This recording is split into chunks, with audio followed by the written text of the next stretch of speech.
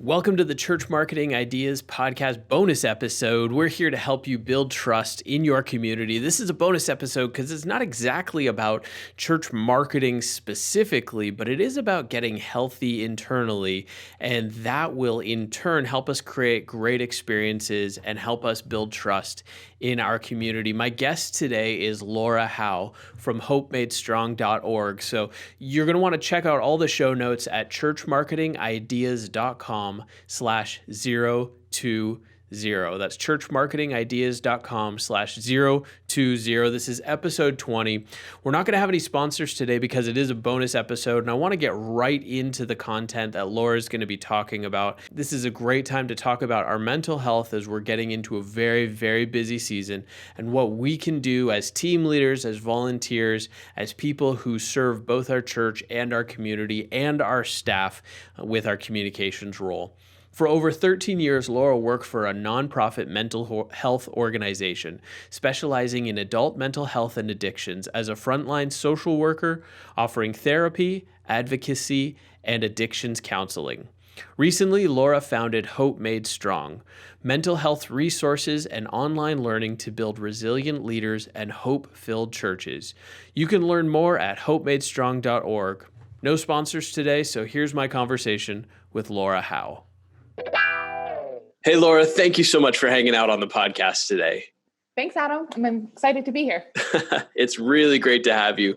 And I'm really excited to talk with you because you bring a different perspective that's not specifically about marketing. But I also realize that if we're not healthy internally on our teams and personally, we're going to have a hard time communicating clearly. So just give us a high-level overview of yourself and Hope Made Strong and where you're at right now. Absolutely. So Hope Made Strong, we're an organization that provides mental health resources to ministry leaders. So that could be small groups leaders, communication teams, pastors, or missionaries. We really just want to promote mental wellness within the faith community.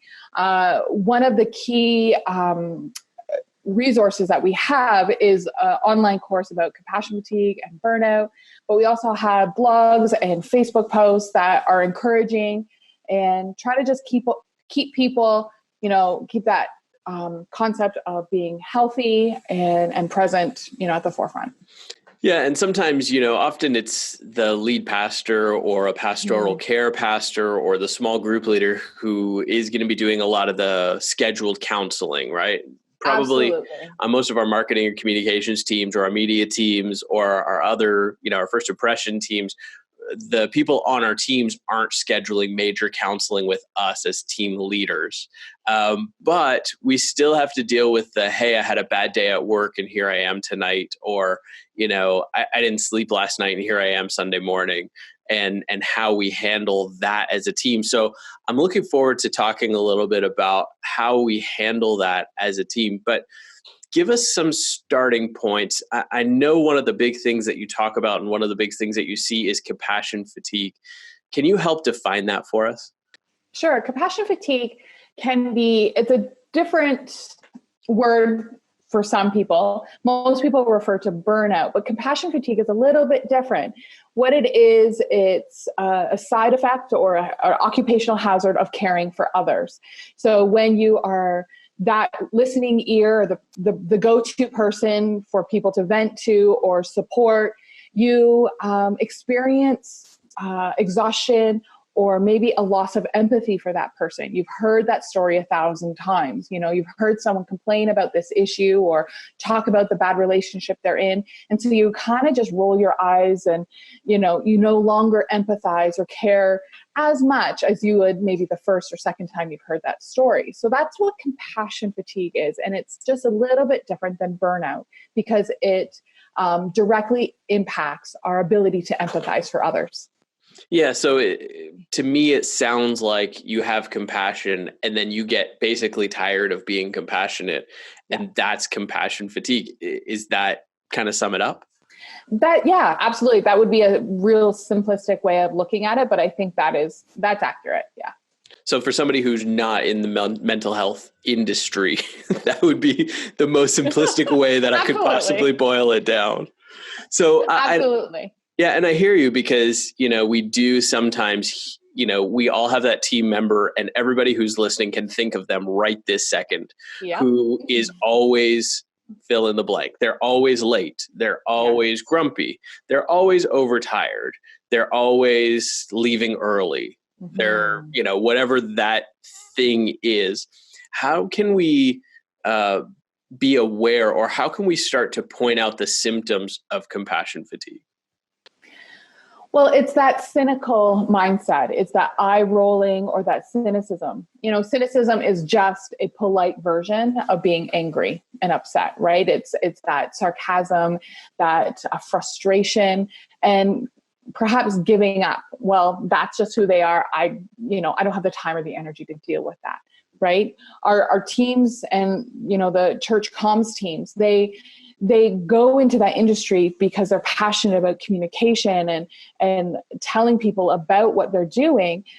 They don't necessarily get into that role because they love people and they want to engage with people a lot. So when you're engaging with people in a team or a staff, it can be overwhelming. And so when you get that overwhelm and that frustration, that anger, and another big one is when you start shifting how you act. So if you're an outgoing person and you enjoy going to events and activities, and then all of a sudden, but gradually you realize that I don't feel like going out and seeing people anymore. I'm just peopled out. That's another kind of red flag or sign that you're experiencing compassion fatigue.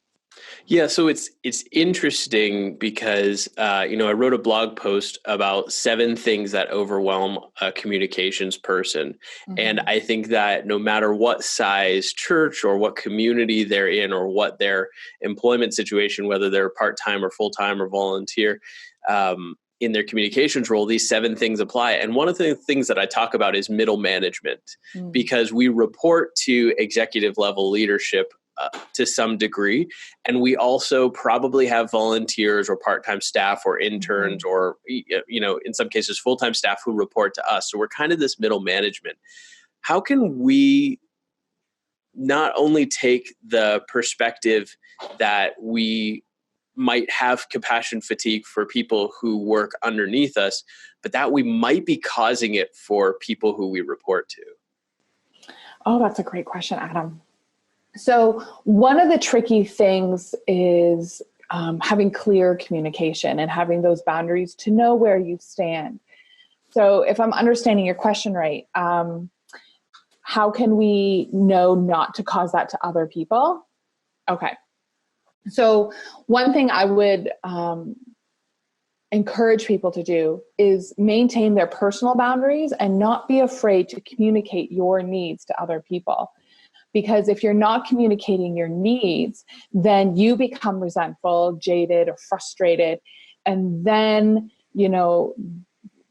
their experience with you might be more negative just because you're frustrated with the situation. And, the tricky part when working with executive leaders is that they're coworkers or team members on the same project, but they're also perhaps they're the spiritual guides or someone that you have to look to as respect and authority. So it's hard to have that dual relationship with that person. Saying no, and that's extremely hard to do, but we can look at some tips on how. But saying no or communicating your needs as far as, scheduled deadlines, time, when you're going to respond to emails, how you're going to, operate on Sunday, when's your Sabbath, those types of communication, those needs is really important so people know how to engage and interact with you. Yeah, I think that's important. So when we go into a conversation, I think there's 2 parts of that conversation. There's the facts of what we need to talk about. And then there's the emotional intelligence to say, is this the right time to have that conversation? So kind of work with me and explain the difference between, or maybe define emotional intelligence and how that can play into the conversations we have either with someone we report to or someone who reports to us. I think you explained it really well, that your emotional intelligence is the awareness of how our behavior and how we are going to impact others. So, is this the appropriate time to bring this up in a staff meeting in front of other people, or is this more a one-on-one personal, time conversation? And having that awareness of how you're engaging with other people, I think, is really key. Maybe a not often talked about part of emotional intelligence is awareness of our own emotions and having the ability to recognize what we're feeling and when and why we're feeling that way. So I think of, at the end of the day, you get home and you walk in the door and your kids are asking you like 500 questions and you don't know why you're agitated. So having the ability to understand why you're feeling agitated really helps when then you can do something about it. If you just don't know and have that emotional intelligence to understand why you're experiencing a feeling or emotion, and you can name it and identify it, then you're able to do something about it. So there are sometimes situations where we don't have the luxury to take a step back and say, is this a Tuesday conversation or a Thursday conversation? Sometimes it's a right now conversation. And oftentimes those right now conversations come emotionally charged just because they have to be, a decision has to be made, information has to be communicated. It's a right now conversation. So give us a few tips, in the 10 steps it takes to go from where I am to the person I need to speak to in a right now conversation. What can I be thinking in that 3 seconds?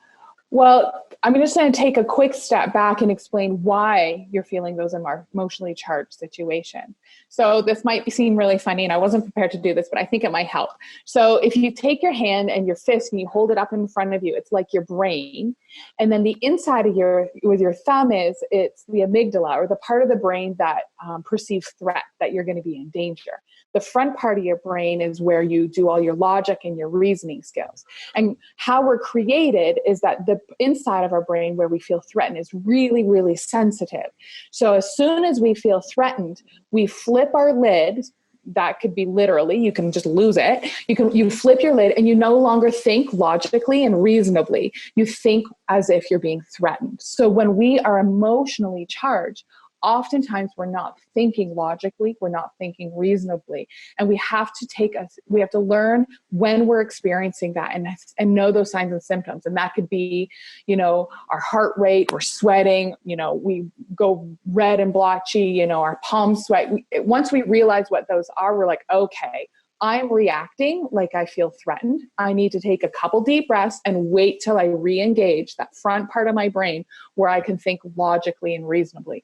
That might just be going to the bathroom and taking a few deep breaths. It might be, just acknowledging that that's what's happening. And, okay, this is what I'm experiencing. I just need to, take literally, 5 seconds, take a deep breath and bring that back into logic so that you're able to communicate clearly and not sabotage any of those relationships or say something that you're not, you might regret later. Right. So in a previous life, I was in live production world, and we had a service where I was running, I was what we called service coordinators, running the production team. And excuse me, one of our camera operators had a seizure and fell over, and a nurse who's in our church went and addressed that right away. But the gut reaction of our entire media team was, we should run over there and help them. And I held them all back because I knew that the nurse was there. But tell me a little bit about, if I'm on my own, I am the gut reaction, quick start, let's make this happen, let's figure this out, let's do this. But when somebody around me is like that, I seem to kind of be able to think really clearly. So what's going on there? Why you're able, because you might not feel threatened. You feel the situation is threatened, but you personally might not feel threatened. So you're sensing that there's conflict or tension, and you're keyed in and zoomed into that. You think of that when you're driving the car and you're driving down the highway and people are being silly and cutting you off. you become more focused, and your attention and you're ready to react, but it's not threatening you. Versus when someone's directing that towards you, you react differently. So having that awareness and knowledge that I'm not personally being attacked, but yet there's a potential, there's conflict in the air. Does that make sense? Does that answer the question? So I think there's maybe two sides of the spectrum, at least in my personal experience. Mm-hmm. And one side of the spectrum is where you start to not care about anything that's urgent. Mm-hmm. You just become numb to things that really probably deserve some kind of reaction or some kind of immediate response. Mm-hmm. And then the other side of the spectrum is that you start to react, or I've started to react to everything as Mm-hmm. if everything's a threat and everything's urgent and everything's a problem. So are those two symptoms of compassion fatigue? And how can they be opposite but still point to compassion fatigue? I think it goes back to what our experiences are. So if you've gone through a difficult time in your personal life, you become more aware. So just like the threat sensor in your brain, once it's triggered, it kind of is ready to go. It's primed. The pump is primed and it's ready to react. But definitely numbing and not feeling emotions. So, something happens that's tragic in your church or in your community, and you don't think of what's going on to that person or that family. You think, oh my gosh, the effort that's going to take and the time that this is going to take away from my family. And you think you know what I mean? That's numbing to the experience, but only thinking of how this is going to impact you versus, everything is an issue. And when someone talks to you and you think the deadline is like next week, or like tomorrow, instead of when they're assuming it's next week, right? Everything becomes heightened. They are both ends of the spectrum, but you're right. They are both pointing to that burnout, that compassion fatigue symptoms. It's wild, but it's true. It's incredible. And I've been in both places personally. Mm-hmm. And let me just jump in here and say that for anybody who's listening, if you need to talk, please let me know. My email is adam@adammclaughlin.net. And Laura, what's your email?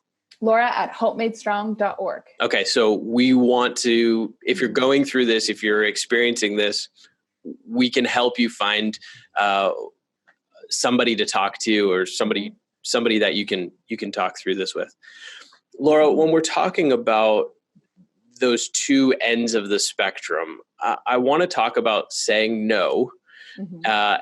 And that could be its own podcast episode altogether. Probably. And I also want to talk about rest, but let's start with saying no. So there's, when I need to say no to somebody, if I report to that person and I need to say no, it's not just me being responsible for myself. Like, no, I can't go out tonight because I need to take time and rest. It's like, no, you're telling me this should be something that I'm doing for my job, and I have to tell you no, right? Mm-hmm. And so there's a salary on the line, or there's a position on the line, or there's, influence on the line, or a whole myriad of things. How can we have that conversation in a way, or how can we prepare ourselves for a conversation where we have to explain we can't keep doing everything in this bucket as well as add new things to the bucket? Absolutely. We see an example of this in the Bible where Jesus goes and he heals the leper outside of the gates of the city. And then he goes away to pray. I am sure that there were many, many, many other people outside the gates of that city who were sick. But for some reason, Jesus decided that person was to be healed, and the others, he said no to the others. So I think saying no is a godly thing, is a biblical thing, and I think it's a healthy thing. And how to do that is really, really tricky. And you talk a lot in your podcast about communication and building trust and aligning with the vision. And this is no different. So oftentimes when we think about saying no, we think of just the word no. It's very harsh, it's very direct, and a lot of people have a hard time saying it. However, it's quite a bit easier to say yes to something. So But when you say yes to something, and whether that's the program or the project or that task, you invariably are saying no to something else. So if you say yes to staying late at work to get that deadline done, you're saying no to your family at home. If you say yes to go to your kids', basketball game, you're saying no to spending more time on the project at work. So rather than focusing on what you're saying no to, focus and communicate to the person what you're saying yes to. So, okay, so if this is a part of our values and this is a part of our strategic plan for this month, this year, this week, then I'm going to say yes to this project, but that means I have to say no to this one. So communicating what you say yes to insinuates or assumes that you're saying no to something else. And that is sometimes an easier way to communicate your no, is you express what you're saying yes to. So, what about to our volunteers, or the people who report to us? In some ways, when they say, when they habitually show up late, they're basically saying, no, I won't show up on time. No, I won't show up on time. And maybe the first time there's a valid reason and the second time there's a valid reason. But by the 37th time, how do we have the conversation? Because sometimes that's the only person we have that day to run a camera or to run lights or to take pictures for social media or to monitor our live stream feed. So how can we have that conversation with that person to help them understand the importance of committing and being part of the team commitments? Absolutely. And when we're responsible for those areas, the weight is on our shoulders. And so when someone's not fulfilling their commitment, it's almost an affront or an offense to us because they are not valuing the work that and the team and the work that they're supposed to do. So we feel threatened that they are not going to do their job. So that emotion comes right to the surface, and we want to project that. We want to say, you are not fulfilling your role. These are the results. This is how it's going to impact the rest of the team. Because of your choice, this is what's going to happen. And I don't know about you, Adam, but when someone comes at me and starts accusing me and telling me something that I did, doesn't go over very well. Most people don't react well when someone is pointing a finger at you and saying, you did this and you are causing this problem. So let's flip that conversation around and start using I statements, because people cannot argue with you when you state a fact about yourself. So beginning a conversation with I statements, I feel disrespectful, or disrespected, or I feel stressed when this happens, or I'm worried about the team. By communicating what you're personally experiencing by using I statements, it is not attacking the other person's, but it's expressing the impact that the other person's behavior is doing. Does that make sense? Yeah. And so another piece of this puzzle that I want to talk about is rest, because we in communications world are famous for the 2 a.m. logo. And it's just normal. It's just when the best work happens. And I'm not negating the fact that, some of us are night owls and some of us are early morning people, weird ones. But what I'm saying is that while we can still work in the context of when we're most comfortable and most creative, we still need to be taking time to rest, not just sleep at night, but also things like days off and time away from our tools and time away from our team and using our vacation time. Tell me a little bit about why your experience has shown that people don't always take the rest they need. Yeah. Oh my goodness. Because we're givers. We want to give, we want to help, we want to support. I fully believe that nobody went into a communications role because for selfish reasons, right? They did it to serve. They did it to, promote and to be a part of a team and for a greater purpose. And that drive and that's a huge motivating factor.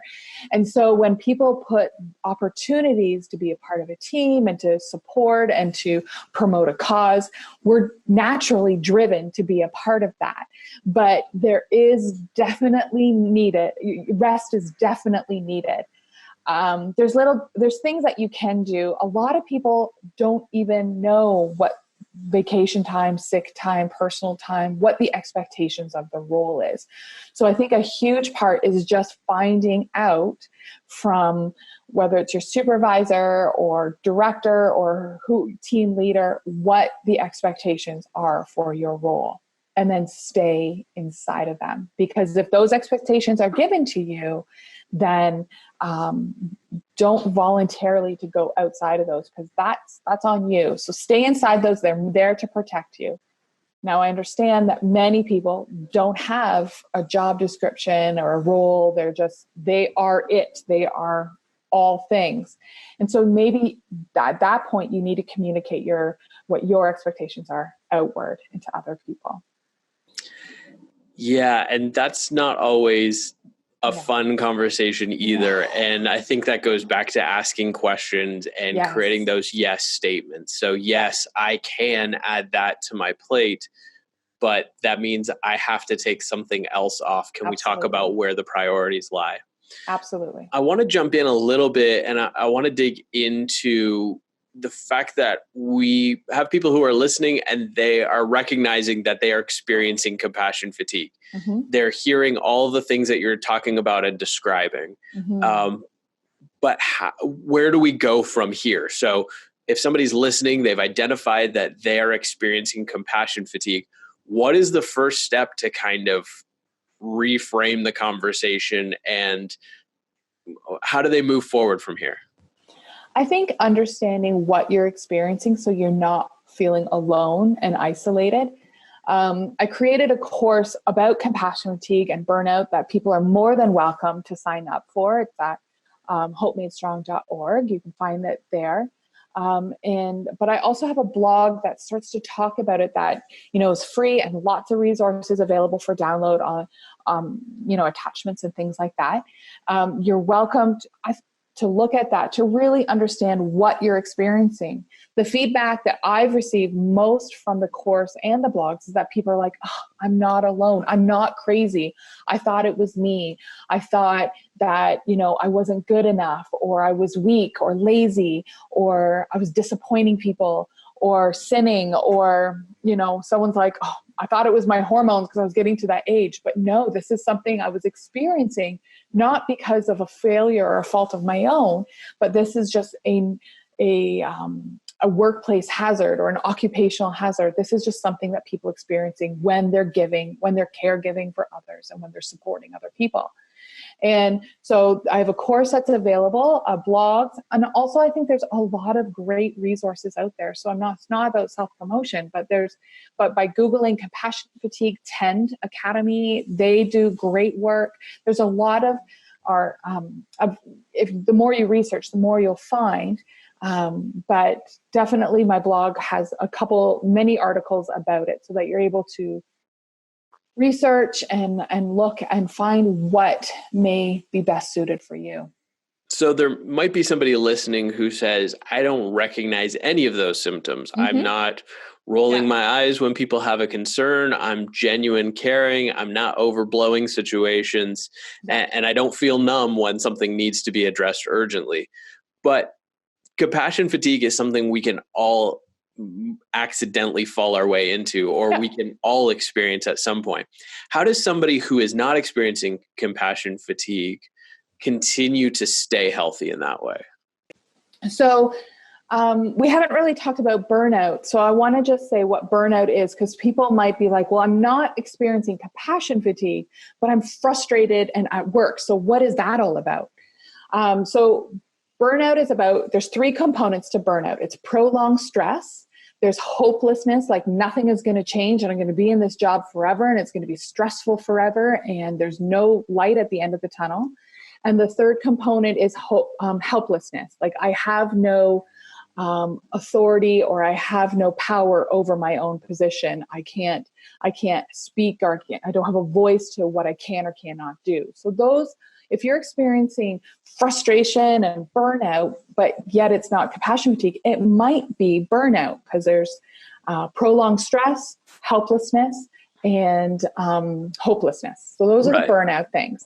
So how to prevent getting to that place of compassion fatigue and it's kind of those more intensive symptoms or signs, is keeping those boundaries strong, and then connecting with relationships. It's huge. Relationships are very, very, very important. Once we start isolating ourselves, then that's when shame and blame and guilt seep in. And that's just not good for anyone, let's be honest.